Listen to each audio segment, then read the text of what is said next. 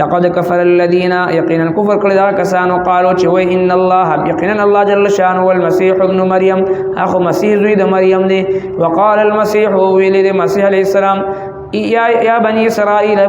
اعبدوا الله عبادت کوي د الله بندگی کوي د الله ربي وربكم چې رب زما د رب استاسو دی انه بشکر چې من یشرک بالله چا شرک وکړو د الله تعالی سره فقد حرم الله نو یقینا بند کړی د الله جل شانه په باندې جنت ومأواه النار او زید د اور دی وما للظالمین او نش ظالمانو من انصار سوق مددگارو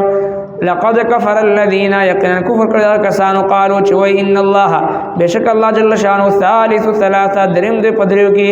وما من اله او نشته د حقدار د بندګي الا اله واحد سوا د یو ذات د الله نه وان لم ينتهوا او کچری من نشول دي عما يقولون دا غسنا چې دوی وای لا يمسن الذين كفروا خامخ جوخ بشا کسان سره چې کافران دي منهم د دوی عذاب الیم عذاب دردناک افلا يتوبون ان ويدوا توبه وباسل الله جل شانه تا ويستغفرونه او بخنو غالي داغنا فجب سره والله غفور رحيم الله جل شانه بخون کی رحم کون کی سورة المائدة آية نمبر 72 أعوذ بالله من الشيطان الرجيم بسم الله الرحمن الرحيم لقد كفر الذين قالوا إن الله هو المسيح ابن مريم وقال المسيح يا بني إسرائيل اعبدوا الله ربي وربكم إنه من يشرك بالله فقد حرم الله عليه الجنة ومأواه النار وما للظالمين من أنصار لقد كفر الذين قالوا إن الله ثالث ثلاثة وما من إله إلا إله واحد وإن لم ينتهوا عما يقولون ليمسن الذين كفروا منهم عذاب أليم أفلا يتوبون إلى الله ويستغفرونه والله غفور رحيم صدق الله العظيم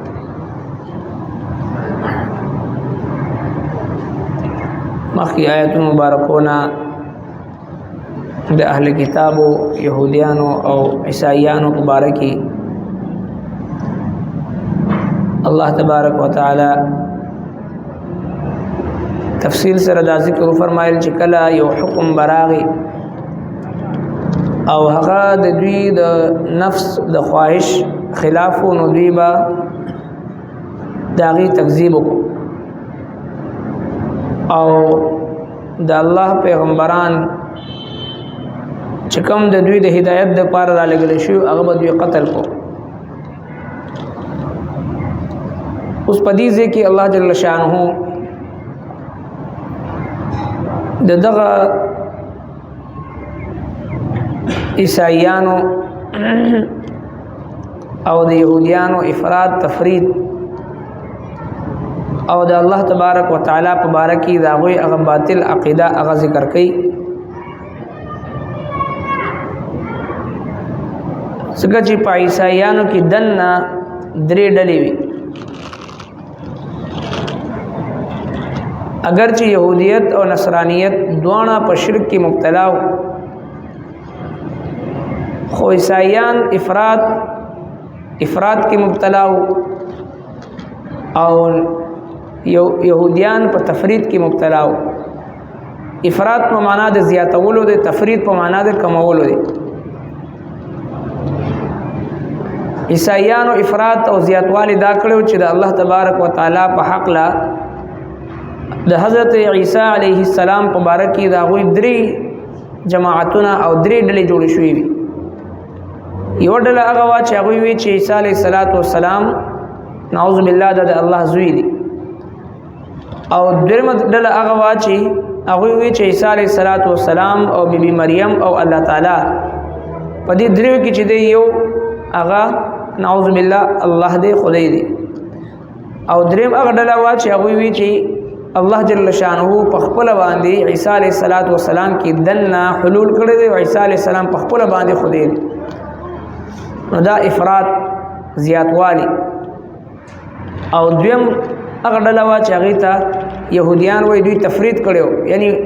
کمول د حضرت موسی علیه السلام د حضرت عزیر علیه السلام په حق لا د شرک عقیده، او بل طرف ته د حضرت عیسی علیه السلام تفرید، توهین، ګستاخی او دغسې نورو ډېرو پیغمبرانو توهین او د هغې قتلول دا تفرید یې کړی. نو افراط او تفرید چې کوم قوم کړی دی هغه ګمراه شوي دي،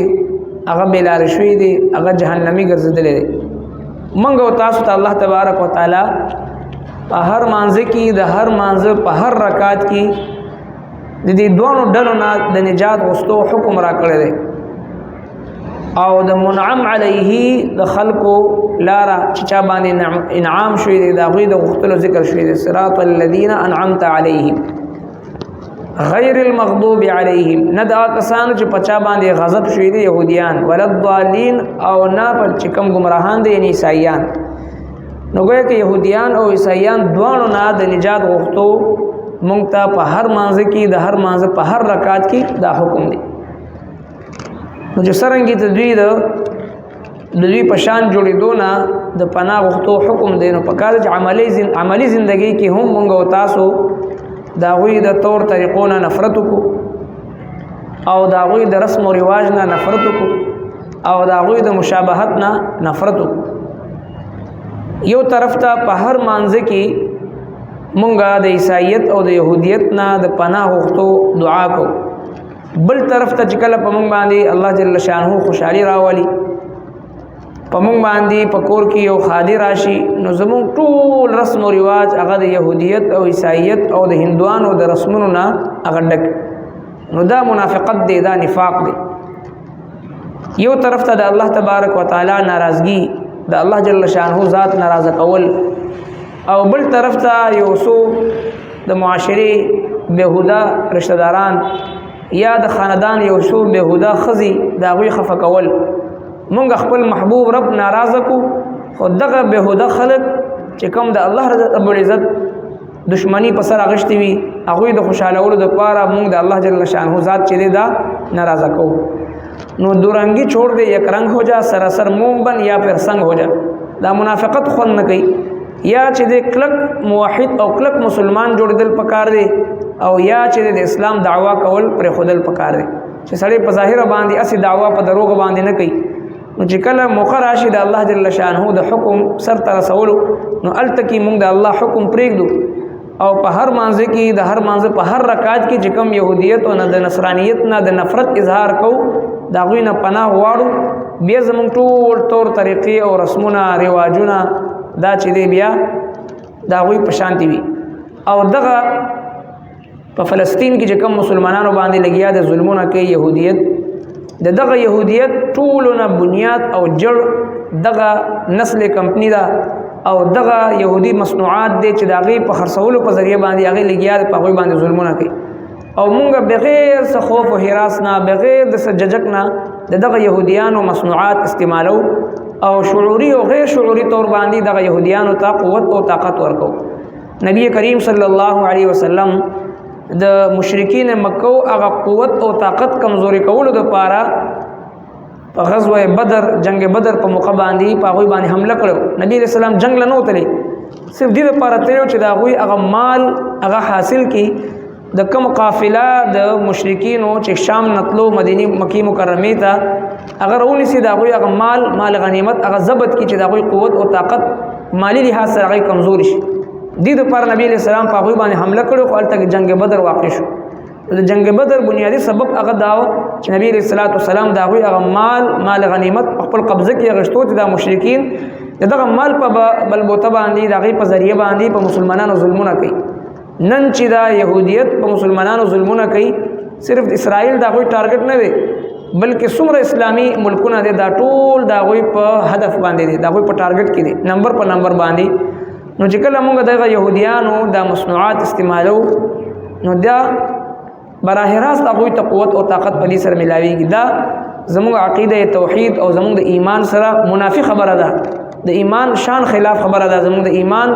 چې کوم تقاضې دي دا غینه خلاف خبره ده. لہذا الله جل شانه مونږ ته د افراط تفرید دوه نه ځان بچ کول حکم راکړي. یعنی په محبت کې دومره مخکې بنځي چې هغه شرک جوړ شي او په نفرت کې دومره مخکې نځي چې کفر ودی جوړ شي. څنګه چې نبی علیہ الصلوۃ والسلام حضرت علی المرتضی رضی الله عنه ته فرمایل چې استا مثال زما په امت کې د عیسی علیہ السلام په شان دی. سرنګ چې یو قوم د عیسی علیہ السلام په محبت کې دونه مخکې لاړو چې خدای ته جوړ هغه کافر شو، مشرک شو، عیسایان. او دویم قوم د عیسی علیہ السلام په دشمنی کې دومره مخکې لاړو چې د عیسی علیہ السلام د قتل سازش وکړو، هغه هم هلاک شو يهوديان. نبی علیہ السلام حضرت علی المرتضی رضی الله عنه ته فرمایي چې ستا مثال زما په امت کې د حضرت عیسی علیہ السلام په شان دی. یو قوم وستا په محبت کې دومره مخکې لاړ شي چې هغه هلاک شي. ځینې خلق د حضرت علی المرتضی رضی الله عنه په محبت کې دومره مخکې لاړل چې هغه نه یا علی مدد ورته وي، مشکل کشا ورته وي، حاجت روا ورته وي، حاضر ناظر ورته وي. دا ټول د اولوهیت او د الله رب العالمین چې کوم صفات دي هغه ټول هغه ته ورکوي. او ځینې هغه خوارج چې د حضرت علی المرتضی رضی الله عنه په شان کې توهین کوي، ګستاخی کوي، هغه کې ځان له ثواب غړي. دا دوه هلاک. نو د مسلمانانو عقیده هغه د اعتدال وي. چرته یو نبی سره یا یو ولی سره یو صحابي سره داسې محبت نه کې چې هغه شرک ته ورسي او نه چا سره دونه نفرت کې چې کفر ته ورسي، بلکې اعتدال. نو يهوديانو او عیسایانو هغه محبت کې دونه مخکې لاړل چې هغه کفر شرک ته ورسېدل. لقد كفر الذين قالوا يقينا كفر کړل هغه کسانو قالو چې وای ان الله هو المسيح ابن مريم، چې یقینا الله جل شانه مسیح زوی د مریم دی. وقال المسيح او ویل د مسیح علیه السلام یا بني اسرائیل ای بني اسرائیل اعبدوا الله، بندگی کوي تاسو د الله ربي و ربکم، چې رب زما دی او رب تاسو دی. انه من یشرک بالله، شک چا چې شرک وکړو د الله تعالی سره فقد حرم الله عليه الجنه، یقینا بنکړه د الله جل شانه په باندې جنت، و مأواه النار او زیدا اور دی. وما للظالمین من انصار، نشته ظالمانو هیڅ مددگار. لقد كفر الذين قالوا يقينا كفر کړه کسانو چې وای ان الله ثالث ثلاثه، بشک الله جل شانه دریم دې پدریو کی. وما من اله الا اله واحد، وما من اله او نشته د حقدار د بندګۍ الا اله واحد مگر سوا د یو ذات د الله نه. وان لم ينتهوا او کچری من نشول دی عما یقولون دا خبرنا چې دوی کوي لا يمسن الذين خامخابا جخت بشي دوی ته کفروا کسان چې کافران دي منهم د دوی نه عذاب علیم عذاب دردناک. افلا يتوبون انه توبنو باسي دوی د زړه سره الى الله الله جل شانه ته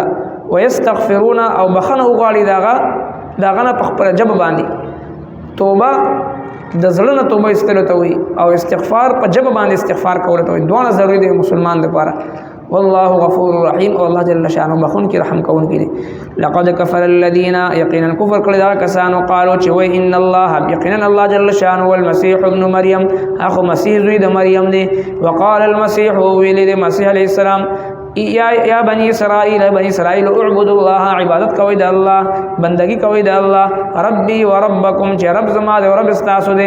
انه بشک چې من يشرك بالله چا شرک وکړو د الله تعالی سره فقد حرم الله نو یقینا بند کړی د الله جل شانه په باندې جنت و مأواه النار او زید د اور دی. وما للظالمین او نش ظالمان من انصار سوق مددگار. لقد كفر الذين يقينا كفر کړه کسانو قالو چې وای ان الله بشک الله جل شانه ثالث ثلاثه دریم دې پدریو کې. وما من اله